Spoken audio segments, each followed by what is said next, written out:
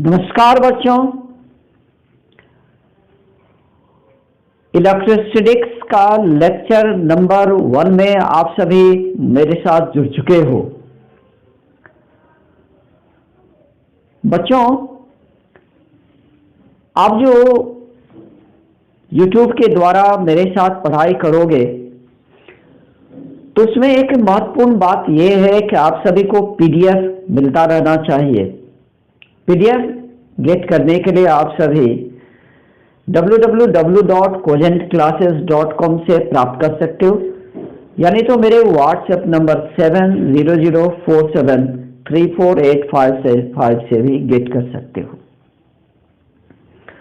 तो बच्चों, आइए आज मैं शुरुआत करता हूं इलेक्ट्रोस्टैटिक्स यानी विद्युत स्थैतिकी।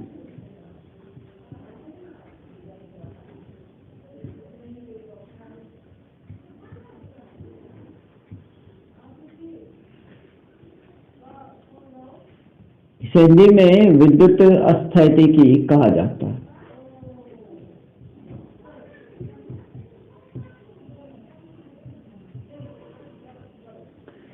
बच्चों, यहाँ पर दो शब्द का प्रयोग हुआ है, एक विद्युत, दूसरा है स्थैतिकी यानी इलेक्ट्रो और फिर स्टैटिक।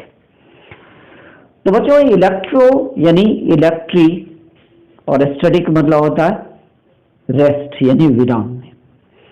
तो जाहिर सी बात है कि जब चार्ज रेस्ट की कंडीशन में होता है यानी विराम की अवस्था में होता है, तब उसके द्वारा उत्पन्न विभिन्न प्रभावों की अध्ययन जो है वह विद्युत स्थैतिकी इलेक्ट्रोस्टैटिक्स कहलाता है।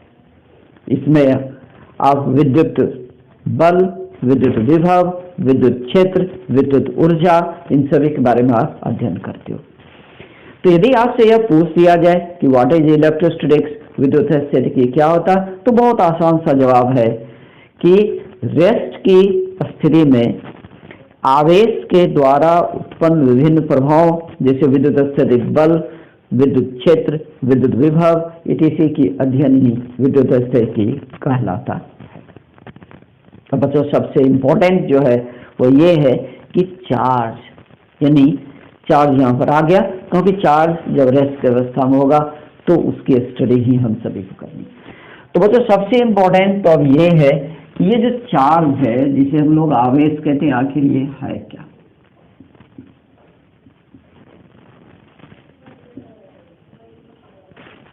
अगर हम सभी सोचें तो बिल्कुल आसानी से ये बात मेरे समझ में आ जाएगी, आपके समझ में आ जाएगी कि आखिर ये चार्ज है क्या। बच्चों, आपने विद्युत प्रभाव और चुंबकीय प्रभाव को जाना है।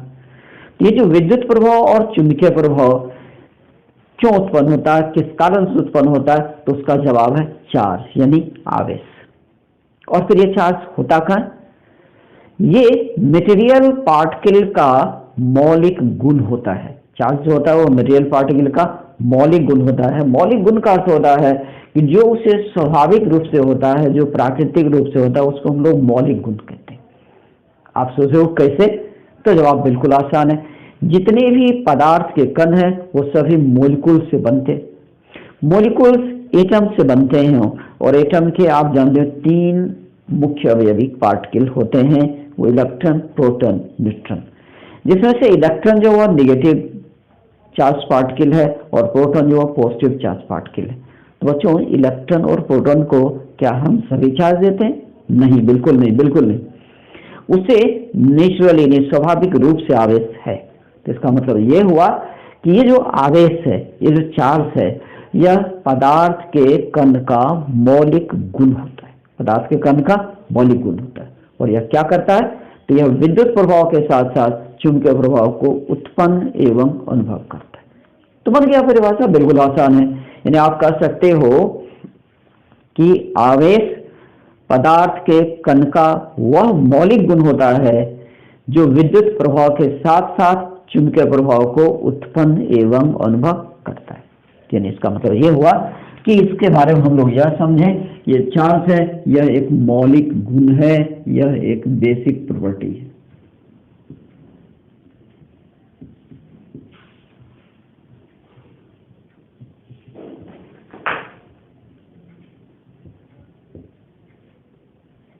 और यह क्या करता है? तो यह बच्चों करता है आपको इलेक्ट्रिक इफेक्ट के साथ साथ मैग्नेटिक इफेक्ट करता है, यानी विद्युत प्रभाव के साथ साथ यह चुंबकीय प्रभाव उत्पन्न करता है। विद्युत प्रभाव एवं चुंबकीय प्रभाव उत्पन्न करता है।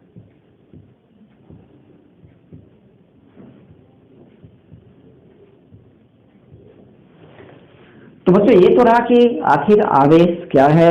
अब बच्चों देखो पीडीएफ में ये सभी आपको बिल्कुल सीरियली लिखा हुआ, वहां से आप गेट कर सकते हो कैसे लिखेंगे, यहाँ मैं आपको सिर्फ समझाता जाऊंगा।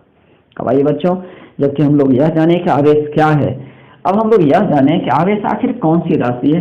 तो बच्चों आवेश जो है, ये जो चार्ज है, यह एक स्केलर है। स्केलर यानी अदिश, यह एक अदिश।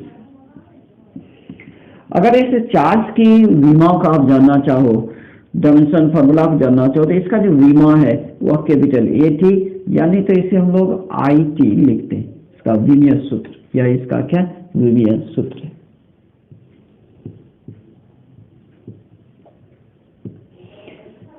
अब आप सोचोगे कि आखिर सर कैसे करें कि एटी और आईटी होगा, तो ये आप समझ सकते हो बच्चों, क्योंकि हम लोग जानते हैं कि चार्ज बराबर होता है विद्युत धारा गुने समय। तो विद्युत धारा और चार्ज वाले टाइम है, तो चार्ज बराबर विद्युत धारा गुने समय। तो विद्युत धारा के लिए ए और टाइम के लिए टी, इसलिए हो गया ए टी। और विद्युत धारा के लिए आई भी लिखते हैं, तो आई टी भी इसका विमीय सूत्र होगा। अब आइए बच्चों इसकी यूनिट्स को अगर आप देखें, चार्ज की यूनिट्स को आप वॉच करें, इसके क्या क्या यूनिट्स हैं। तो सबसे पहले आप इसकी एसआई यूनिट को देखो कि इसकी जो एसआई यूनिट है बच्चों, इसे कहा जाता है कूलाम।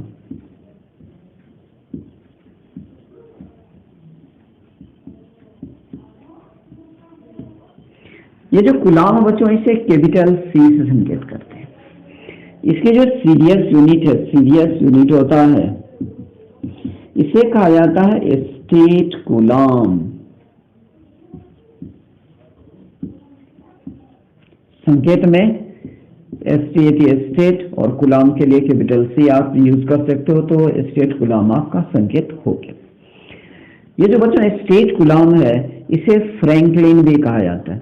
फ्रैंकलिन, ये बेंजामिन फ्रैंकलिन अमेरिकन साइंटिस्ट का नाम है, और उन्हें सम्मान देने के लिए उनके नाम पर चार्ज की सीरियस यूनिट को रखा गया। तो फ्रैंकलिन भी कहा जाता है चार्ज की सीरियस यूनिट को।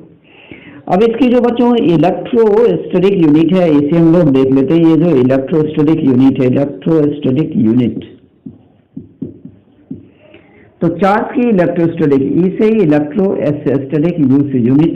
ये जो इलेक्ट्रोस्टैटिक यूनिट है बच्चों, यह भी स्टेट कूलाम ही होता है, यह भी स्टेट कूलाम ही होता है। और स्टेट कूलाम को फ्रैंकलिन कहते हैं। तो जाहिर सी बात है कि चार्ज का जो सीरियस यूनिट होगा वह आपका स्टेट कूलाम, और जो इसका इलेक्ट्रोस्टैटिक यूनिट है यह भी स्टेट कूलाम ही होता है। या यूं कह सकते हो चार्ज की जो इलेक्ट्रोस्टैटिक यूनिट है वही इसका सीरियस यूनिट होता है।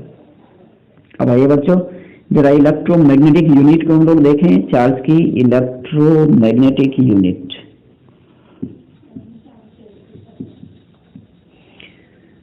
इलेक्ट्रोमैग्नेटिक यूनिट शॉर्ट में इसे हम लोग EMU, ई से इलेक्ट्रो, एम से मैग्नेटिक, यू से यूनिट। इसकी जो इलेक्ट्रोमैग्नेटिक यूनिट है बच्चों, इसे कहते हैं एबी कूलाम कहा जाता है, एबी कूलाम कहा जाता है।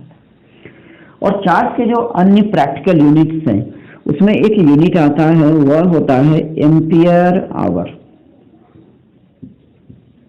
एम्पियर आवर, एम्पियर साइंटिस्ट का नाम है, सिंबल में कैपिटल ए और आवर के लिए स्मॉल h लिखा जाता है, यानी एम्पियर आवर। और फिर इसकी एक और यूनिट है, उसे कहा जाता है फेराडे। अब आप सोच रहेंगे कि इसकी वैल्यू क्या है और इसके बीच में रिलेशन क्या है। तो आइए बच्चों सबसे पहले हम आपको दिखा दें कि ये जो 1 कूलाम होता है, कूलाम जिसे कैपिटल C से हम लोग डेनोट करते हैं, यह 1 एम्पियर सेकेंड के इक्वल हो जाता है। एम्पियर सेकेंड इसलिए हो गया क्योंकि यह होता है charge equal to current into time. तो करंट के लिए एम्पियर और टाइम के लिए सेकेंड, तो एम्पियर सेकेंड हो गया। तो 1 कूलाम जो होता है वह 1 एम्पियर सेकेंड के बराबर होता है। अब आप सोच रहे होंगे कि ये जो वन स्टेट गुलाम है, वन स्टेट गुलाम आखिर यह कितना होता है? तो वन स्टेट गुलाम होता है बच्चों, ये 1/2.998 इंटू 10⁻⁹ गुलाम के बराबर होता है। और अगर इसकी लगभग मान लिख लिया जाए तो डायरेक्ट 1/2.998 है, तो डायरेक्ट इसे आप 1/3 लिख सकते हो। तो 1/3 इंटू 10⁻⁹ गुलाम आप लिख सकते हो। ये रहा स्टेट गुलाम। और बच्चों ये जो स्टेट गुलाम है, यह चार्ज का स्मॉलेस्ट यूनिट है, सबसे छोटा यूनिट है। तो चार्ज का सबसे छोटा यूनिट कौन होता है? स्टेट गुलाम। तो ये आपका हो गया सबसे स्मॉलेस्ट यूनिट है। तो मैं यहाँ बताता हूँ, ये है स्मॉलेस्ट यूनिट।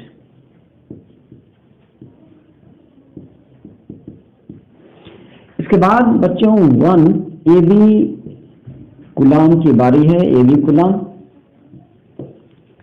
तो 1 AB गुलाम जो होता है बच्चों, ये 10 गुलाम के इक्वल होता है। 1 AB गुलाम कितना होता है?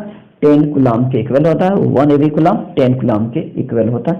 और यह चार्ज का इलेक्ट्रोमैग्नेटिक यूनिट है। इसके बाद आप जानो 1 एम्पियर आवर को। इस ampere, H hour, ampere hour. अब देखो ये जो बैटरा होता है उस पर एम्पियर आवर में उसका चार्ज को मेजर किया जाता है। जैसे आप बैटरा खरीदते हो, इन्वर्टर का जो बैटरी खरीदते हो, तो आपसे पूछता है दुकानदार कि कितने एम्पियर आवर का चाहिए। 150, 180, 220, 200 आपसे पूछा जाता है, वो उसकी यूनिट है। ये जो एम्पियर आवर होता है बच्चों, ये 3600 गुलाम के बराबर होता है, क्योंकि एम्पियर सेकेंड गुलाम होता है और आवर में 3600 सेकेंड होता है, इसलिए 3600 गुलाम बराबर होता है। उसके बाद आप आ जाइए 1 फेराडे। तो 1 फेराडे जो है ये 96485 यानी 96,485 गुलाम बराबर होता है। और अपनी सुविधा के लिए हम लोग इसे 96,500 गुलाम लिख लेते हैं, इसे गुना भाग में सुविधा होता है। तो बच्चों ये स्टेट गुलाम चार्ज का सबसे स्मॉलेस्ट यूनिट है। और ये जो फेराडे है ये चार्ज का सबसे बड़ा यूनिट है, यानी चार्ज का ये बिगेस्ट यूनिट है। तो चार्ज का सबसे छोटा यूनिट हो गया स्टेट गुलाम और सबसे बड़ा यूनिट हो गया फेराडे। इसको फेराडे हम लोग कहते हैं। तो एग्जामिनेशन में अगर आपसे पूछा जाएगा कि चार्ज का सबसे छोटा यूनिट होता है, तो हम सब स्टेट गुलाम या फ्रैंकलिन को चुनेंगे, क्योंकि स्टेट गुलाम को ही फ्रैंकलिन भी कहा जाता है। और अगर ये पूछा जाएगा कि चार्ज का सबसे बड़ा यूनिट क्या होता है, तो हम सभी बोलेंगे फेराडे। तो बच्चों ये रहा चार्ज की यूनिट के बारे में हमने बात किया। अब आपने ये चार्ज के और भी प्रॉपर्टी को हम सभी देखते हैं। अब मैं आपसे यह डिस्कस करता हूं कि ये जो एलिमेंट्री पार्टिकल्स हैं, अवयवी कण हैं, जैसा कि मैंने इलेक्ट्रॉन, प्रोटॉन और न्यूट्रॉन का नाम आपसे बोला है, तो इन सभी के मास क्या होते हैं और चार्ज क्या होते हैं, जरा इसको देखें। तो बच्चों ऐसा है कि ये जो इलेक्ट्रॉन है, इलेक्ट्रॉन इसे हम लोग स्मॉल ए से संकेत करते हैं। इसके मास को ये देखिए, ये रहा m से मास, E फॉर इलेक्ट्रॉन, ये आपको 9.11 इंटू 10⁻⁻31 किलोग्राम होता है। अब यदि इलेक्ट्रॉन की चार्ज को आप जानना चाहोगे, तो इलेक्ट्रॉन का जो चार्ज होता है, चार्ज को Q से दिखाते हैं, E फॉर इलेक्ट्रॉन, तो ये -1.602 इंटू 10⁻⁻19 कूलम के बराबर होता है। तो पहला जो है एलिमेंट्री पार्टिकल है, अवयवी कण है, वो इलेक्ट्रॉन, और ये रहा इलेक्ट्रॉन की डाटा, मास और चार्ज। अब दूसरा जो है वो है प्रोटॉन। प्रोटॉन जिसे हम लोग P से डिनोट करते हैं, ये रहा मास ऑफ प्रोटॉन। तो बच्चों प्रोटॉन की जो मास है 1.673 इंटू 10⁻⁻27 किलोग्राम होता है। और यदि इसके चार्ज को आप जानना चाहते हो, ये रहा चार्ज P से प्रोटॉन, प्रोटॉन के जो चार्ज होता है +1.602 इंटू 10⁻⁻19 कूलम होता है। अब तीसरा जो एलिमेंट्री पार्टिकल है वो है न्यूट्रॉन। जरा इसे देखें आप, न्यूट्रॉन, इसे N से सिंबल करते हैं। ये रहा मास न्यूट्रॉन का, 1.675 इंटू 10⁻⁻27 किलोग्राम। और बच्चों आप सभी जानते हो ये जो चार्ज होता है ना न्यूट्रॉन का, ये 0 होता है, क्योंकि न्यूट्रॉन जो होता है यार चार्ज लेस होता है, न्यूट्रॉन को कोई चार्ज होता नहीं या चार्ज लेस होता है। इसके बाद अगली जानकारी जो मैं आपके साथ शेयर कर रहा हूँ वो है पोलैरिटी ऑफ चार्ज।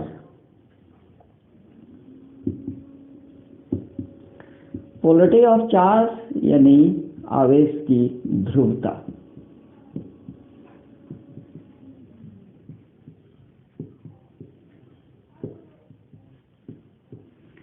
तो बच्चों ऐसा है कि ये जो चार्ज दो टाइप के होते हैं, पॉजिटिव चार्ज और नेगेटिव चार्ज। तो चार्ज की वह प्रॉपर्टी, वह विशेषता या वह गुण जिसके कारण से ये दो प्रकार में बट जाते हैं, या पॉजिटिव चार्ज और नेगेटिव चार्ज एक दूसरे से अलग हो जाते हैं, वही गुण, वही विशेषता पोलैरिटी कहलाता है, ध्रुवता कहलाता है। तो ये जो चार्ज हैं यानी आवेश हैं, इसकी दो ध्रुवता हो गया, एक पॉजिटिव चार्ज, दूसरा हो गया नेगेटिव चार्ज। इसके बाद जो आता है वो है एडिटिविटी। इसको बोलते हैं आवेश की योज्यता।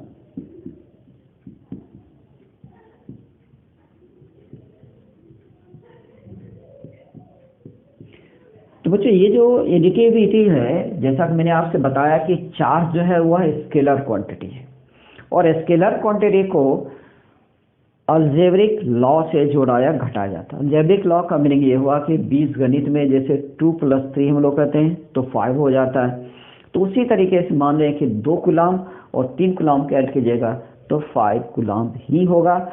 इसलिए इसी प्रॉपर्टी को बोलते हैं एडिटिविटी, यानी कुल आवेश जो होता है वह सभी पार्टिकल्स के आवेश का बीजगणितीय योग होता है। इसी गुण को कहते हैं आवेश की योज्यता कहते हैं, यानी ये हो गया क्लियर। अगली प्रॉपर्टी जो हम लोग देख रहे हैं वो है न्यूट्रलिटी।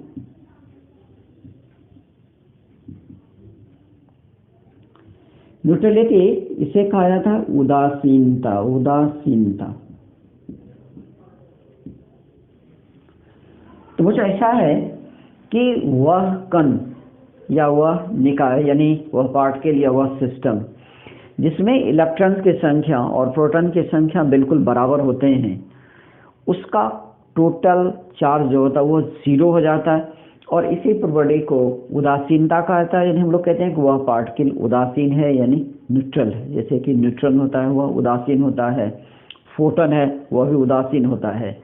तो उदासीनता का अर्थ हुआ कि एक सिस्टम का टोटल चार्ज 0 होना, इसे बोलते हैं उदासीनता। आइए बच्चों, इसके बाद हम लोग बात करते हैं क्वांटम ऑफ चार्ज की बात करते हैं।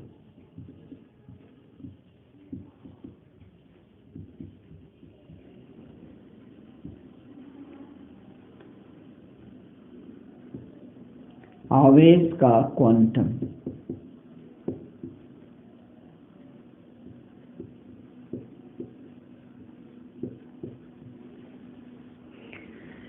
बच्चों ऐसा है कि स्वतंत्र आवेश का वह न्यूनतम मान जो किसी भी कण या निकाय को प्राप्त हो सकता है, स्वतंत्र आवेश का वह न्यूनतम मान जो किसी भी कण या निकाय को प्राप्त हो सकता है, वह आवेश का क्वांटम कहलाता है। तो बच्चों जैसा कि हम लोग जानते हैं कि ये जो आवेश किसी भी पार्टिकल पर या सिस्टम पर आ जाता है, वह इलेक्ट्रॉन के ट्रांसफर के कारण से होता है। तो जाहिर है कि जब भी इलेक्ट्रॉन का ट्रांसफर होगा तो पूर्ण संख्या में होगा, और सबसे कम जो ट्रांसफर होगा वह एक इलेक्ट्रॉन का। तो जाहिर है कि एक इलेक्ट्रॉन पर जो चार्ज होगा वही चार्ज का क्वांटम कहलाता है। तो बच्चों आप देखेंगे कि हम लोग कहते हैं कि स्वतंत्र आवेश का न्यूनतम मान जो किसी भी कण को प्राप्त हो सकता है वो आवेश का क्वांटम कहलाता है। और आवेश का जो क्वांटम बच्चों इसको स्मॉल ई से दिखाते हैं, और यह इलेक्ट्रॉन या प्रोटॉन की चार्ज का परिमाण होता है, और इसका मान एसआई सिस्टम में 1.602 × 10⁻⁻19 कूलम्ब के बराबर होता है। ये हो गया बच्चों एसआई सिस्टम में मान, ये हो गया एसआई सिस्टम में। और यदि इसकी वैल्यू को आप इलेक्ट्रोमैग्नेटिक यूनिट में देखना चाहे तो 1.602 10⁻⁻20 ये लिखाएगा AB कूलम, और यह हो गया EMU में, यानी इलेक्ट्रोमैग्नेटिक यूनिट में 1.602 × 10⁻⁻20 AB कूलम के बराबर। यदि इलेक्ट्रोस्टैटिक यूनिट में देखेंगे तो ये 4.8 × 10⁻10 स्टेट कूलम के यह बराबर होता है।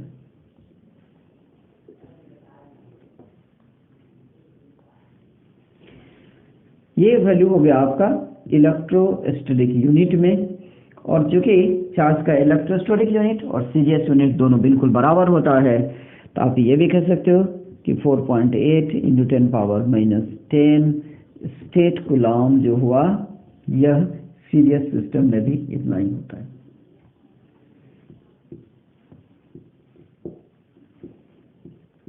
तो बच्चों इसे एग्जामिनेशन में बार बार पूछा जाता है। आपको देगा कि आवेश का क्वांटम का मान एसआई सिस्टम में होता है, तो जवाब होगा 1.602 10⁻⁻19 कूलम। अगर यह कहा कि आवेश का क्वांटम का मान सीजीएस मात्रक में होता है तो 4.8 × 10⁻10 स्टेट कूलम। और अगर यह कहा कि आवेश का क्वांटम का मान इलेक्ट्रोमैग्नेटिक यूनिट में होता है तो 1.602 10⁻⁻20 ये भी कूलम। तो ये वैल्यू आपको याद रखे रहना, क्योंकि एग्जामिनेशन में इस पर ऑब्जेक्टिव पूछा जाता है।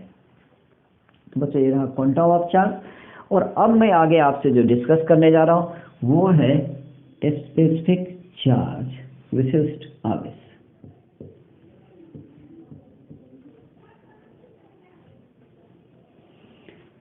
इसे विशिष्ट आवेश कहा जाता है।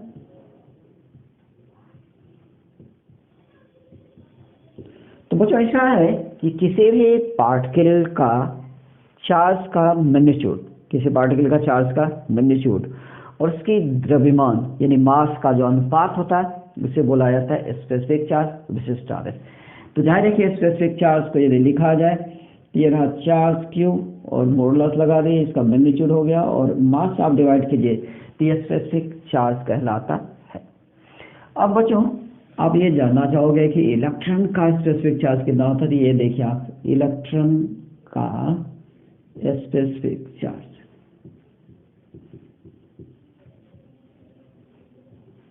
तो बच्चों इलेक्ट्रॉन का जो चार्ज का मैग्नीट्यूड है उसे स्मॉल e से दिखाते हैं, m हो गया मास, और अगर इसकी वैल्यू को आप कैलकुलेट करते हो तो आप देखें ये हो जाएगा आपका 1.6 × 10⁻⁻19 कूलम, और मास 9.11 × 10⁻⁻31 किलोग्राम। यदि आप डिवाइड कर लेते हो तो 1.78 10⁻11 कूलम पर किलोग्राम के बराबर हो जाता है। और अगर लगभग मान आप लेते हो तो आप इसे राउंड ऑफ करके 1.8 × 10⁻11 कूलम पर किलोग्राम आप कहोगे। तो बच्चों ये जो इलेक्ट्रॉन का स्पेसिफिक चार्ज है, विशिष्ट आवेश, इलेक्ट्रॉन का जो विशिष्ट आवेश है इसे प्रायः पूछता है, आपको ऑब्जेक्टिव में दे देगा कि इलेक्ट्रॉन का विशिष्ट आवेश होता है, और उस कंडीशन मुझे चुनना पड़ेगा ऑप्शन 1.8 × 10⁻11 कूलम पर किलोग्राम। इस ऑप्शन को मुझे चुनना पड़ता है। तो बच्चे ये था विशिष्ट आवेश। और आप क्या जानते हो ये विशिष्ट आवेश जो है इसका मान, इलेक्ट्रॉन का जो विशिष्ट आवेश है इसका मान किसने निकाला था? तो जे थॉमसन ने इलेक्ट्रॉन के स्पेसिफिक चार्ज का मान सबसे पहले ज्ञात किया था एक्सपेरिमेंट के द्वारा, और इसी के आधार पर उन्होंने इलेक्ट्रॉन की विशेषताओं को समझाया था। इसके कारण से इलेक्ट्रॉन के आविष्कार का श्रेय जे थॉमसन साहब को ही जाता है। तो यह रहा बच्चों विशिष्ट आवेश, यानी किसी भी चार्ज की आवेश का परिमाण और उसके द्रव्यमान का जो अनुपात होता है वह विशिष्ट आवेश कहलाता है। अब इसके बाद जबकि आप विशिष्ट आवेश को जान चुके हैं तो अब हम लोग पढ़ेंगे कुछ हिस्टोरिकल पॉइंट के बारे में। आपको मैं जानकारी दे देता हूँ हिस्टोरिकल पॉइंट। उसमें आपको सबसे पहले मैं आपको ये बताता हूँ कि चार्ज के आविष्कार का श्रेय अगर देखें तो इसकी आविष्कार का श्रेय अलग अलग बुक में आप देखोगे कि अलग अलग साइंटिस्ट को लिखा हुआ है, लेकिन हकीकत यह है कि मिलेटस के निवासी थेल्स, उन्होंने सबसे पहले यह समझाया था कि जब अंबर को सिल्क या रेशम के साथ घिसने के बाद किसी छोटे हल्के वस्तुओं के नज़दीक लाते हैं तो वह उससे आकर्षित हो जाता है। और इस गुण को सबसे पहले ग्रीस के मिलेटस स्थान के निवासी थेल्स साहब ने बताया था, इसलिए इसके आविष्कारता से थेल्स को जाता है। आगे चल करके थेल्स यह जब जानकारी दिए तो उसके बाद 1646 ईस्वी में थॉमस ब्राउन साहब इस गुण का नाम, यानी घर्षण के बाद जो एक वस्तु में आकर्षण करने की गुण आ जाता है, इस गुण का नाम उन्होंने घर्षण विद्युती रखा, जिसे कि फ्रिक्शनल इलेक्ट्रिसिटी कहते हैं। तो ये जो फ्रिक्शनल इलेक्ट्रिसिटी है, घर्षण विद्युती है, इसका आविष्कार से थॉमस ब्राउन कहा जाता है। सर थॉमस ब्राउन को इसका आविष्कार से जाता है। उन्होंने यह 1646 ईस्वी में यह जानकारी दी थी। आगे चल करके डॉक्टर गिलबर्ट, जो कि रानी एलिजाबेथ की पर्सनल डॉक्टर भी थे, उन्होंने यह स्पष्ट किया था कि एक समान प्रकृति के आवेशों के बीच विकर्षण और असमान प्रकृति के आवेशों के बीच आकर्षण आता है। इस गुण की जानकारी उन्होंने 1680 ईस्वी में दिया था। तो ये जो गिलबर्ट साहब थे, इन्होंने महत्वपूर्ण योगदान दिया।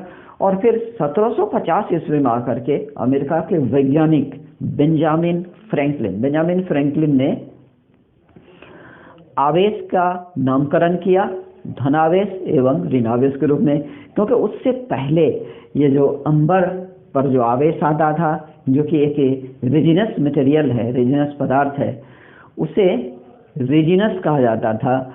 और फिर जो विट्रियस मटेरियल यानी ग्लास पर जो आवेश आता था, उसे विट्रियस कहा जाता था। आप ये भी समझ सकते हो कि प्रारंभिक दौर में निगेटिव चार्ज को रेजिनस कहा जाता था और जो पॉजिटिव चार्ज है उसे विट्रियस कहा जाता था।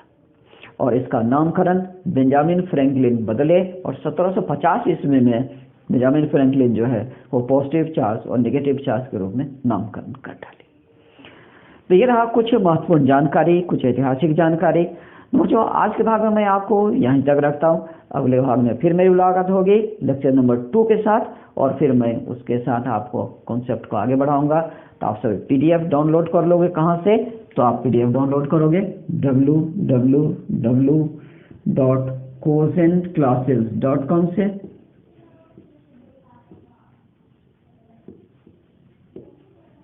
यानी तो आप व्हाट्सएप नंबर 7004734855 पर आप संपर्क करोगे तो यहाँ से भी आपको मदद मिल जाएगी। तो आज के लिए बस इतना ही। कोजेंट क्लासेस से जुड़ने के लिए थैंक यू, धन्यवाद, बाय।